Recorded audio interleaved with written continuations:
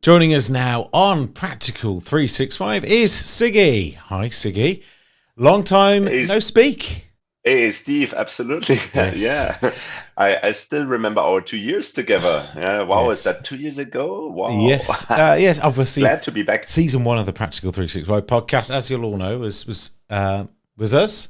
And of course, if you look on the YouTube channel, many videos of Sigi and myself at various conferences. We did say you'd be back. I didn't think it was meant to be this long. But there was something that really sort of hit home the other day. Microsoft keep on having problems with Exchange Server security bugs and stuff like that. Being good at Exchange Server has never been more important. And when I was having a Yeah. look at some of these threat hunting maps, always Germany, Deutschland, it's like a big cluster of Exchange. There's two things that seem to be clear to me, Sigi. America's biggest exports are Exchange Server and David Hasselhoff. David Hasselhoff. So you can't hassle the half, but you can get a lot of hassle Correct. with Exchange Server if you don't do it properly. So who better to talk to us about it than yourself? I don't think I could have bigged you up anymore. So how many Exchange Server upgrades have you done over the last few years then? Are you working still on premises as well as the cloud? Yes, correct. Well, it's been a numbers of upgrades. I don't even remember, to be honest. Yeah, it must be like in the hundreds altogether in the last 20 Yeah. years. It's always interesting. It's never the same. Yeah, and I always enjoyed exchange. Yeah, that's the key thing here. Yeah, it's amazing how time passes. Yeah, I feel like Tony Redman is the oldest one, but I'm the second Yeah. oldest. I feel like that. Yeah, when we talk about exchange server history and experience, Uh, and kind of and fun. but you're there's I haven't upgraded a customer to Exchange 2019, in a production on premises only environment. So it's one of those areas where there's not a lot of guidance around, and obviously in Practical 365 it used to be ExchangeServerPro.com.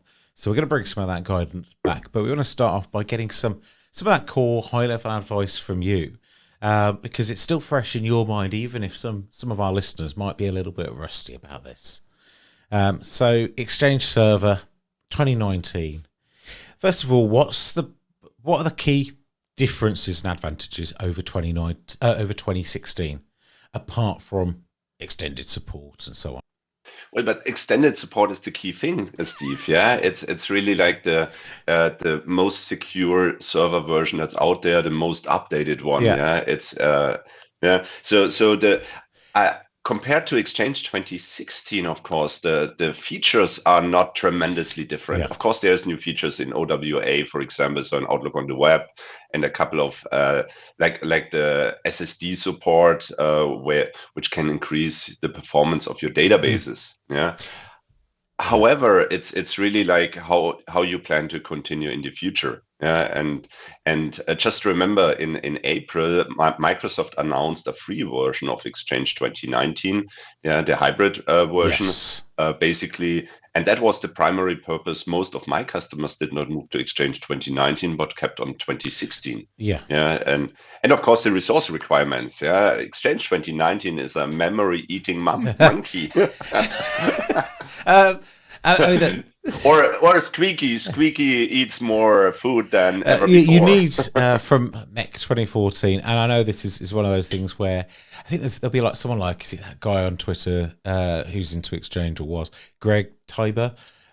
So there's people who really like the big, really big fat lobsters, and there's a few of those around. But Exchange has become one of those. It's memory hungry, even if it Yeah, is your hybrid server that you're upgrading, but uh, it is about the supportability. I mean, that's why when I've talked to customers correct. who are weighing up their options, they say if we don't move to Exchange Online, then we'll move to Exchange 2019, because obviously we don't want to be running a product that's an extended support with 2016. And if you're going to run it for the next 10 years, then you expect to need to keep on upgrading it. But I've struggled to see a loads of big advantages to it from a technical perspective.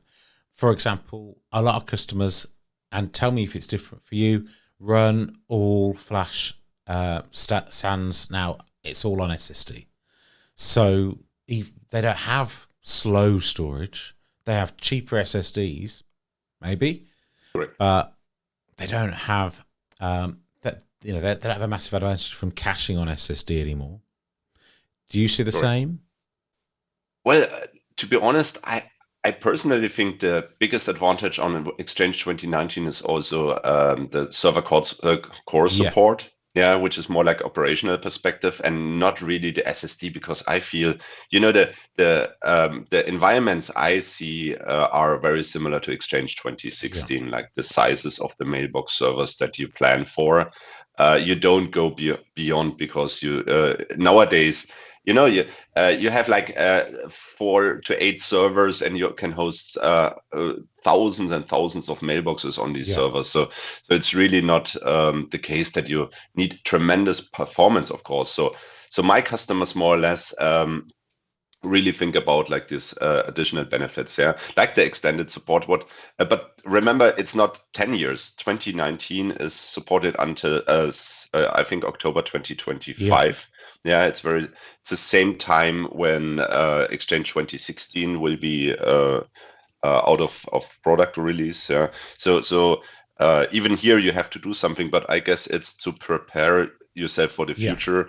And in the past, the memory requirements of 256 gigabyte for each Exchange servers were like the scary point, but memory gets cheaper. So I guess even the people, I have one customer that still goes on Exchange 2016, to be honest, right now. But I have some customers that go on 2019 now. I remember as we got to some of my last Exchange online migrations that I've done, those have been I don't. When was that? As in, over the last couple of years, I've done. I don't know how many more I'll do, to be honest, actually, because there's fewer that want to migrate left. The one thing that has changed, even with the smaller customers, is obviously they've got large virtual environments. Memory is cheap.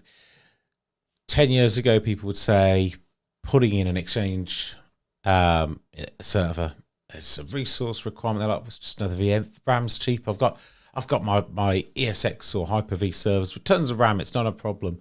So RAM has become more commoditized.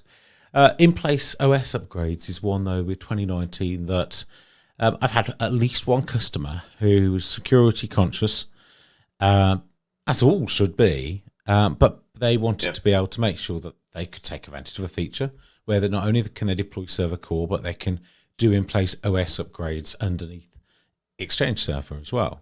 Do you have that as something customers you're working with want to do, or would they move and redeploy? No. It's interesting. I'm in Exchange for 20 years, and ever since Microsoft told us that replacing the underneath the OS where Exchange is put on top is a bad idea, and I still feel it's not the brightest idea to put it on top, because what happens if something is stuck in there? You have some kind of weird service running or whatever. So with Exchange, it's I've always recommended make a clean move. Create run on a server version that you support that is supported for a while, or just install a new server and move it over. Which is really. There's a point with Windows Server 2016 and Windows 10 where both of those operating systems have become almost like Exchange 2013, like a checkpoint where they've evolved from there rather than a big iteration. So I can understand why. And for hybrid server, maybe it's less important because... exactly. Yes. Nobody cares about hybrid server because you can move them anyway if you want, and it's just a connection. So there's an article that we're putting online, and I'll link to this and to the YouTube video that goes alongside the video. And once it's published, if you're listening on the podcast, you can see the link there as well. But you've got quite a few best practices, really, and these aren't just refreshers from Exchange 2016. There's some new useful things here too. So what I'm going to share is basically the session that Thomas Stanzinski and I did on the Exchange conference that was in September. And we had a great discussion and a great session. We had over 400 attendees there. And so the blog post is about what we presented there, our discussions, our thoughts, and of course, what should you consider as being important when you plan an upgrade or you are upgrading to Exchange 2019? Yeah, so I structured this in certain areas. We cover, of course, mailbox servers, the mail queue, or the DAC. Remember, it's a funny question, but every time I get asked, so can I reuse my DAC from Exchange 2016? And I always say, never cross the streams. That was a phrase from Greg Taylor. Yeah, no, you can't. Yeah, you need to create a new DAG. You need to create a new databases and database names. Yeah, and those kind of thoughts go into the blog article. Yeah, and we cover MAPI over HTTP best practices. I cover edge transport, of course. It's still out there. Yeah, believe it or not. No, I know. One of my colleagues is working on one of my projects. I brought some in, and now he's taking them out because I thought that it might be remove the last Exchange server. Actually, we might be keeping the edge transports, but it's just for mail relay. But that correct. And of course, I talk a lot about certificates because that's one of the most issues apart from upgrading. But upgrading, there's so many articles about upgrading and what to make sure to secure your servers. So this blog post is more on the surroundings, what we've seen in our many years it's of gold experience. Dust. This is the kind of thing that people basically pay you a lot of money to do. So it's worth the read. Thank you, Sigi. Absolutely. There's so many different Exchange things that people want to know about. We need to get you back on the show to talk through some of the stuff that you're seeing at the coalface as well. But anytime, Steve. Yeah, if you want, just let me know the topic. And I will. Up and I will. So we're going to have you back in a month to talk Exchange security. Okay. I hope so. So thank you very much, Sigi. It's always a pleasure.